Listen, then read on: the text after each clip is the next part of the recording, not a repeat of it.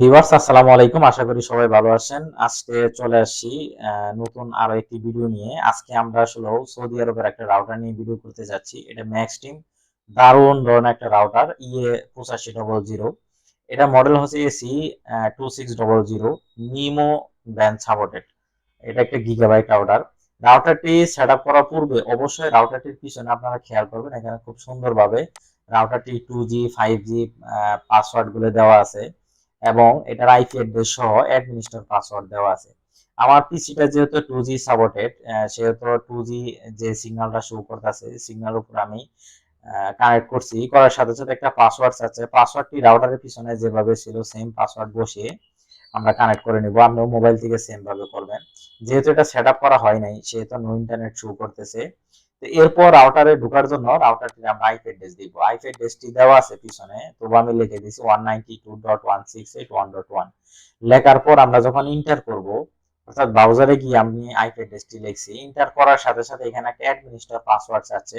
এই অ্যাডমিনিস্ট্রেটর পাসওয়ার্ডটাও রাউটারের পিছনে দেওয়া আছে, সেখান থেকে আপনারা হুবহু দেখে এখানে লিখে নেবেন।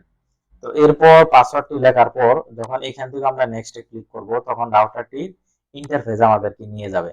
এরপর ইন্টারফেস থেকে আমরা যাবতীয় কাজ করব। এই রাউটারটির কাজ আসলে বলতে গেলে ব্যাপক। আমি শর্টকাট একটা ভিডিও তৈরি করতেছি যে কিভাবে আপনারা বেসিক সেটআপ করবেন। তো প্রথমেই আমরা নেটওয়ার্ক ম্যাপে যদি খেয়াল করি, এখানে এই রাউটারটির ফ্রিকোয়েন্সি অর্থাৎ এরিয়ার মধ্যে কতগুলো ডিভাইস আছে সেটা দেখাচ্ছে। এখানে যেহেতু আমি পিসি দিয়ে করতেছি সেহেতু পিসি দেখাচ্ছে। তো এখন আমি একটা মোবাইল কানেক্ট করছি, মোবাইলটাও দেখাচ্ছে।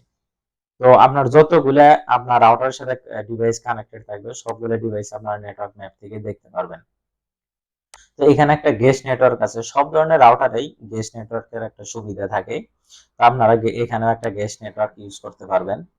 তো আমরা যদি ওয়্যারলেস আসি, ওয়্যারলেস থেকে আমরা নাম এবং পাসওয়ার্ড গুলো পরিবর্তন করতে পারবো। তো ওয়্যারলেস এর ইন্টারফেস ওপেন করার সাথে সাথে এখানে দেখতে পাচ্ছেন 2G ওয়্যারলেস দেখাচ্ছে, 5G ওয়্যারলেস দেখাচ্ছে এবং পাসওয়ার্ড দেখাচ্ছে। দুইটার পাসওয়ার্ড সেম। আমি সামান্য করে নামটা পরিবর্তন করে নিচ্ছি এবং পাসওয়ার্ডটাও পরিবর্তন করে নিব। আমি 2G এবং 5G র পাসওয়ার্ডটা সেম রাখবো। আপনারা চাইলে পরে আলাদা আলাদা ভাবেও করে নিতে পারেন। সবসময় রাউটারে পাসওয়ার্ড দেওয়ার সময় একটা জিনিস খেয়াল রাখবেন যে আপনি যে পাসওয়ার্ডটা দিবেন সেই পাসওয়ার্ডটি কপি করে নেবেন। এতে আপনার ভুলে থাকার সম্ভাবনাটা কম থাকবে। তো আমি 5Gটাও একটু পরিবর্তন করে নিচ্ছি। তো 5Gটা আমার পিসিতে শো করবে না। আমি শুরুতেই বলেছিলাম যে আমার পিসিটা 5G সাপোর্টেড না। আপনারা মোবাইলে করলে মোবাইলটা সাপোর্ট করবে। তো এরপর আমরা কি করব? অ্যাপ্লাই ক্লিক করে দিব। তো অ্যাপ্লাই বা ওকেতে আপনারা যেখানে ক্লিক করেন এটা পরিবর্তন হয়ে যাবে। এখানেও আমি ইয়েস দিব যে আমি একটু চেঞ্জ করতে চাচ্ছি। এখানে চেঞ্জ করার পূর্বে আমাকে মেসেজ দিচ্ছে আমি কি কি করছি। অ্যাপ্লাই দিস চেঞ্জ, আমি ওকে দিয়ে দিব। সাথে সাথে এটা চেঞ্জ হয়ে যাবে। আপনি যদি মোবাইল দিয়ে করেন বা পিসি দিয়ে করেন, আপনার এখান থেকে কিন্তু নেটওয়ার্কটা ছেড়ে দিবে। কোনটায় যেহেতু আপনি নাম চেঞ্জ করছেন, সেহেতু আপনার কি করতে হবে? আবার নতুন করে আপনি ওয়াইফাইটা ওপেন করবেন এবং নতুন যে নাম দিয়েছেন সে নামের উপরে ক্লিক করবেন। আপনি যেহেতু পাসওয়ার্ডটা, আমি যেহেতু পাসওয়ার্ড চেঞ্জ করছি, সেহেতু আমার পাসওয়ার্ডটা এখানে খুঁজবে। তো নতুন নামের উপর আমি ক্লিক করলে পরে একটা পাসওয়ার্ড খুঁজবে। যে নতুন পাসওয়ার্ডটি আমি দিয়েছিলাম সেম পাসওয়ার্ডটা আমি এখানে বসিয়ে নেক্সটে ক্লিক করব। তো নেক্সটে ক্লিক করার সাথে সাথে কানেক্ট হবে, কিন্তু ইন্টারনেট এখনো আসে নাই। আমি এখন পর্যন্ত আইপি সেটআপ করি নাই। আইপি সেটআপ করার জন্য অবশ্যই আপনার আইএসপি থেকে একটা ইউজার নেম পাসওয়ার্ড নিতে হবে। এটাকে পিপি ইউজার নেম পাসওয়ার্ড বলে, অথবা স্ট্যাটিক আইপিও নিতে পারেন। তো এটা তখনই আপনার এখানে নেটওয়ার্ক কানেকশন পাবে। আইএসপি থেকে যদি অনু বা ক্যাট6 এর মাধ্যমে সরাসরি আপনার রাউটারে লিংক থাকে। আমি আইপি সেটআপ করার জন্য কানেক্টিভিটিতে গেছি, এখান থেকে সরাসরি নেটওয়ার্ক সেটিং এ যাব। তো এখানে পাশে যে এডিট অপশনটা দেখতে পাচ্ছেন, এখানে আপনারা ক্লিক করবেন। আমি যেহেতু পিপিও সেটআপ করব, আগে থেকেই আইএসপি থেকে আমি পিপিও একটা ইউজার নেম এবং পাসওয়ার্ড নিয়েছিলাম, সেমটা এখানে আমি বসিয়ে নিচ্ছি। আর সার্ভিস নেম আমার লিখতে হবে না। যদি স্ট্যাটিক আইপি থাকে, পিপিও তে ক্লিক করলে ওখানে স্ট্যাটিক আইপি এর অপশনটা আপনারা পেয়ে যাবেন। এরপর আমরা অ্যাপ্লাই বা ওকে তে ক্লিক করব, সাথে সাথে এটা চেঞ্জ হয়ে যাবে। যদি আপনার আইএসপি থেকে সরাসরি লিংক থাকে, তাহলে আপনার সাথে সাথে ইন্টারনেট কানেক্টিভিটি পেয়ে যাবেন।